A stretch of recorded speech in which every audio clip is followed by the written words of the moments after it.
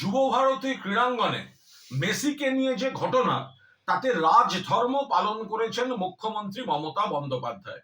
তদন্তের নির্দেশ দিয়েছেন একদিকে পুলিশের, অন্যদিকে অবসরপ্রাপ্ত বিচারপতি অসীম রায়, তাকে দিয়ে একটি কমিটি। এবার রাজ্য সরকার পরপর কড়া পদক্ষেপ নিয়েছে। একদিকে ডিজি রাজীব কুমার, সিপি বিধাননগর মুকেশ কুমারকে শোকজ করা, একাধিক পদাধিকারীর বিরুদ্ধে ব্যবস্থা নেওয়া থেকে শুরু করে সিট গঠন, দক্ষ অফিসারদের নিয়ে সিট গঠন, মুখ্যমন্ত্রী রাজধর্ম পালন করেছেন। অন্যদিকে এই তদন্ত যাতে নিরপেক্ষ থাকে সেজন্য ক্রীড়ামন্ত্রী পদ থেকে ইস্তফা দিতেছে ক্রীড়ামন্ত্রী অরূপ বিশ্বাস। ক্রীড়া মন্ত্রী হিসাবে তিনি ইস্তফা দিতেছে মুখ্যমন্ত্রী মমতা বন্দ্যোপাধ্যায়কে তিনি চিঠি দিয়ে দিয়েছেন।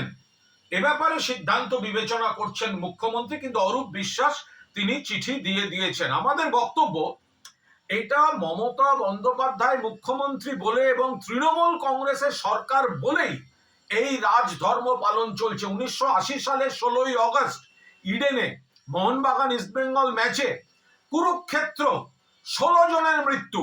তখন কিন্তু মুখ্যমন্ত্রী জ্যোতি বসু, পুলিশ মন্ত্রী জ্যোতি বসু বা ক্রীড়ামন্ত্রী, তারা কেউ এই ধরনের ইস্তফার কথা বলেননি।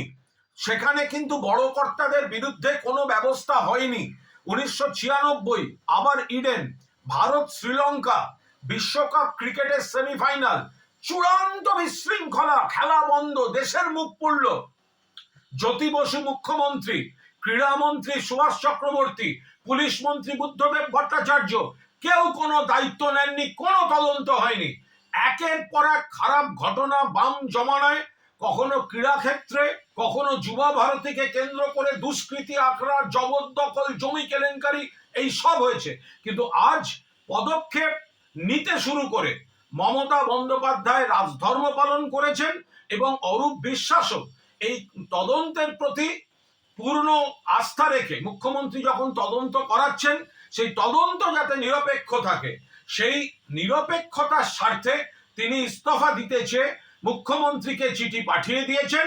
মুখ্যমন্ত্রী চূড়ান্ত সিদ্ধান্ত বিবেচনা করছেন।